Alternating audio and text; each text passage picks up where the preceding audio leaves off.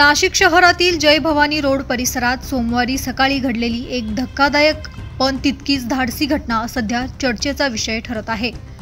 देवदर्शनासाठी घराबाहेर पडलेल्या वृद्ध महिलेच्या गळ्यातील सुमारे 2.5 तोळ्यांचे 1.25 लाख रुपये किमतीचे मंगळसूत्र एका दुचाकी स्वाराने हिसकावण्याचा प्रयत्न केला।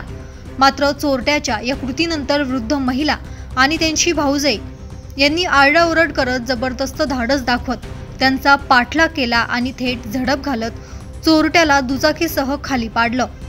ही झटापट इतकी जोरदार होती की घाबरलेल्या चोरट्याने आपली दुचाकी आणि बॅग तिथेच सोडून पळ काढला। संपूर्ण घटना परिसरातील सीसीटीव्ही कॅमेऱ्यात स्पष्टपणे कैद झाली आहे। घटनेची माहिती मिळताच उपनगर पोलीस तात्काळ घटनास्थळी दाखल झाले। पोलिसांनी घटनास्थळी सोडून दिलेल्या बॅगेची तपासणी केली असता त्यात आणखीन 2 सोन्याची मंगळसूत्र आढळून आली। सीसीटीव्ही फुटेजच्या मदतीने पोलिसांनी या चोरट्याची ओळख पटवली असून तो मूळचा अमरावतीचा असल्याचं समोर आलं आहे। विशेष म्हणजे या संशयित आरोपीवर विविध भागांमध्ये तब्बल 75 गुन्हे दाखल असल्याचेही उघडकीस आले आहे। ब्युरो रिपोर्ट, दैनिक भ्रमर, नाशिक।